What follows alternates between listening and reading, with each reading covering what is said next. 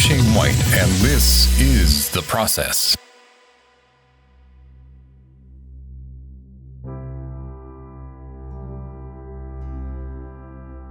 Hey gang, Shane Patrick White here with another edition of The Process. On today's process, I have a new ink style that I'd like to present to you. It's in the older tradition of the first part of the 20th century. There was a guy that you may know who created a poster, a very famous poster, for World War I believe, and it was the Uncle Sam image of "We Want You" for the Army, or I can't remember what the armed forces were. Maybe it was just a general purpose poster for the armed services. Well, that poster was illustrated by a fellow named James Montgomery Flagg.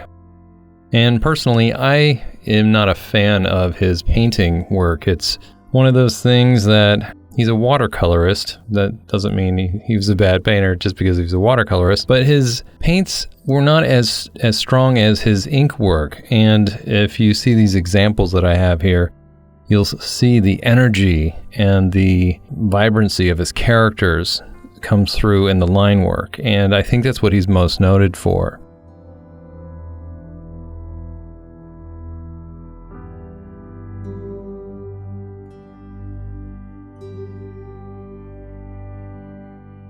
When I was in art school years ago, our school had a exhibition of illustration from I think it was the Society of Illustrators, had a traveling show that would go from school to school, and we were lucky enough to see a lot of these originals from some of the golden age of illustration. And what surprised me was how large James Montgomery Flagg was working. He was using what I thought was a crow quill at the time. He was actually using a brush to do most of his work. So when you look at the pieces that I'm referencing today, these were actually, 20 by 25 inches. And in the one example that they had at the school, there was actually a mistake, which was kind of interesting. He cut out another piece of illustration board and pasted it over the area that he wanted to correct. You could tell that he was just moving fast and being very facile with his work. And that's what I'm hoping to capture today. So I have this Bomber Girl piece that was done originally for the Jet City Comic Show some years ago. And I always thought it would be great to try and do this style because it's more illustrative, it has a lot of energy, and in a way it's almost like watercolor. You just sort of have to go at it and just keep going and don't overthink it. And this is one of those techniques where it's a little more advanced, you have to learn to let go. And that's hard for artists because we're always trying to control things, trying to control the outcome. And when you do that, you're sort of setting yourself up for, I wouldn't say failure, but maybe a less realized, nuanced illustration that you could have had. I'm using a Winsor & Newton Series 7 number 2 brush, Speedball Super Black ink, and 2-ply Strathmore illustration Bristol Board. I say Bristol Board, it's interesting that they call it a board, but it's actually paper. It's, 2-ply paper. But you can get a board version of it, which is basically 2-ply Bristol that is glued to a stiffer substrate, which is nice when you're working with wet media. It certainly does not curl up or ripple or anything like that. But one of the things when I'm working with 2-ply, I don't have a lot of coverage as far as like thick blacks. And with this technique, using black, you're trying to create rhythm. You're trying to sculpt form with line. And it's not cross-hatching purely, though there is some cross-hatching involved. You're looking for opportunities to reinforce edges, round shapes, losing edges, and you'll see less spotting of blacks. I mean, there can be blacks, certainly, but you're doing your best to shape the light around the form.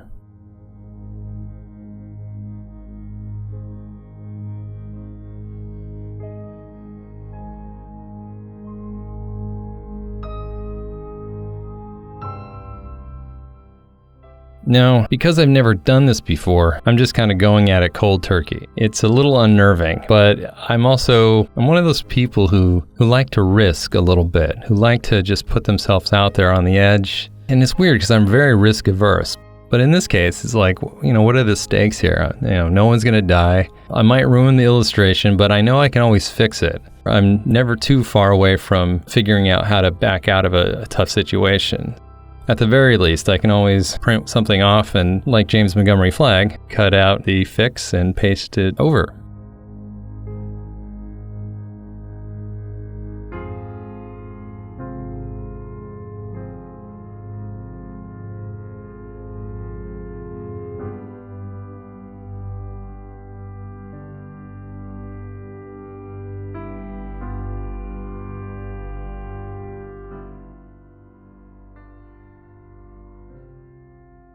The toughest part of this illustration for me, I think, was going to be the gun. I couldn't even remember what I was referencing at the time. It might have been a Mauser. I might have made it up. I think it's based on something real. And I wasn't sure how I was going to deal with the specular light and shadow. Well, specular light. I mean, you're looking at like how light falls on an edge or a surface and how shiny it's going to be. And if it's black to begin with, it's not going to be dense black, but you still have to find a way to describe the form. And it has to feel different than, say, the leather jacket. Just like the character's hair needs to feel like hair, and each element needs to feel like its own thing. And yet, at the same time, feel like it's all part of the whole. You get that by being able to capture the form in line, like I've said, and to create a certain rhythm throughout the piece so that your eye will follow around.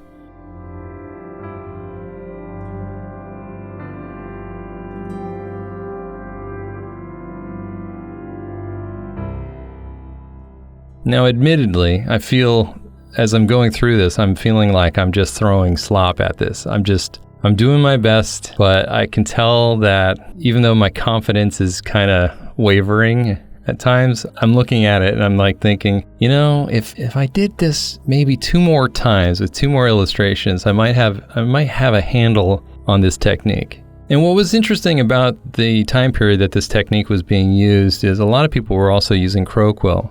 And it was because the printing technology at the time was more favorable to blackline. There wasn't a lot of halftones being used. When it came to printing, there was some photogravure, is wood carving, of course, but there was something to do with stones. I can't remember now.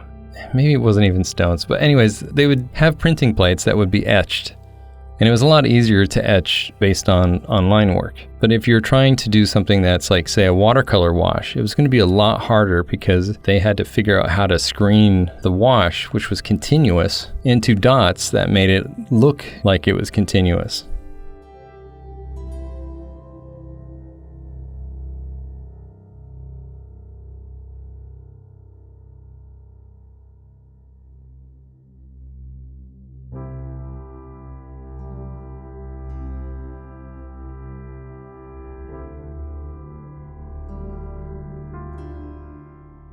Now, because this technique is new to me, I was building my confidence by starting off probably at the furthest point on the piece, which was like the elbow. And the idea was I'm trying to build my confidence to get up to the face.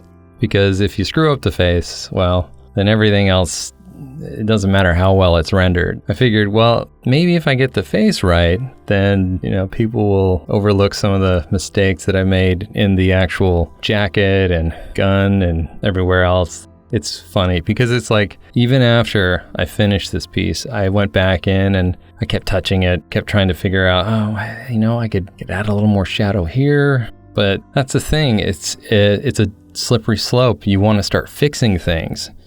And you could fix things into oblivion. So you need to really step back and ask yourself, is this fix going to really make the difference between a good piece and a great piece? Those are things you certainly have to consider when you're working in this style. As far as the face goes, especially with females, going lighter is always better. Finding a way to capture the light and shadow will help you control or to keep the level of beauty that is required to pull this off.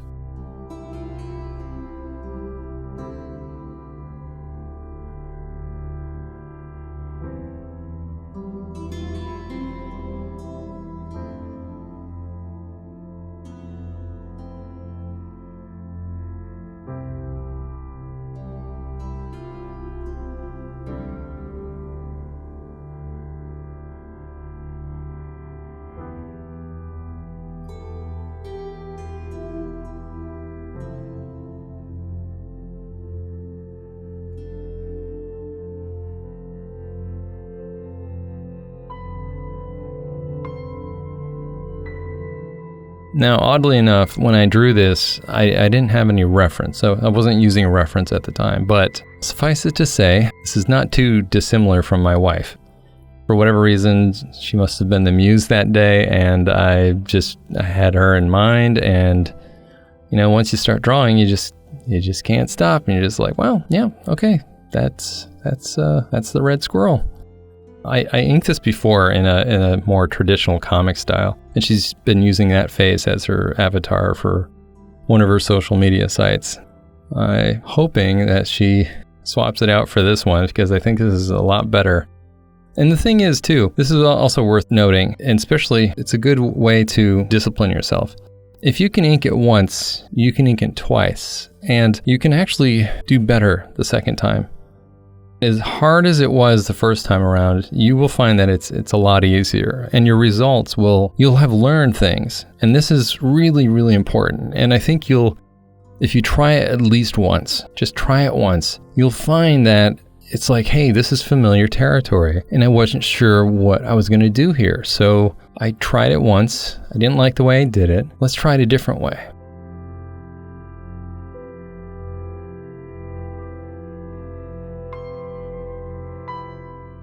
Now, the addendum to that would also be, if you're trying out a technique, or if you're trying to figure out how am I going to render glass, how am I going to render a gun, it's worth making a copy, or getting marker paper, or getting another piece of scrap Bristol, drawing the element, and then trying to figure out how to do it from the main image instead of committing. This way, you can go in more informed and have a greater chance of success. Believe me, I wished I had done that a few times myself. But as it was, this was one of those race against the clock, don't stop until you get to the end. And I don't know why I did it that way. I just think I wanted to keep that energy. I wanted to not overthink it, because I think when I slow down a little bit, I tend to overthink things. And then I get sort of, jammed up, and I just don't know where to go with things. And then it's like, then I got to walk around the room, and I got to, do some push-ups or distract myself. But luckily, with this, I think it turned out okay.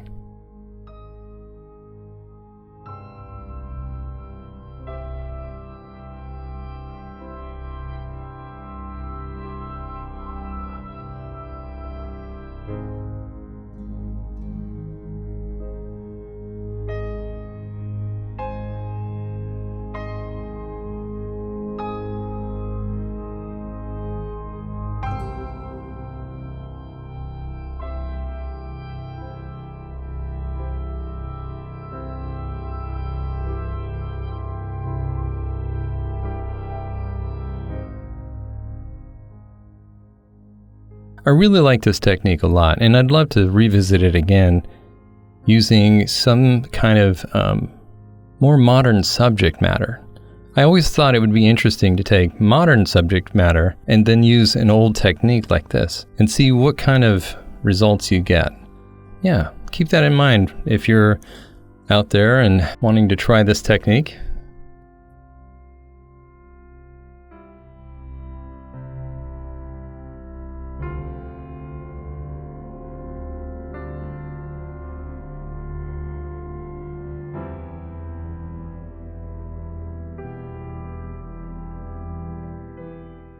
Hey gang, it's worth noting that I also have a Patreon. I cover a lot of stuff about comics and storytelling, as well as storyboarding and running your own freelance business at www.patreon.com/Shane Patrick White. I have 4 different tiers available for you to check out today. If you've ever had the desire to start your own art business, this is the Patreon for you at www.patreon.com/Shane Patrick White.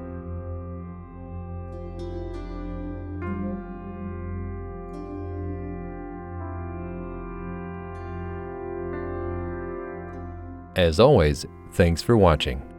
And also, don't forget to subscribe to The Process. And please, if you have more questions, feel free to leave a comment below.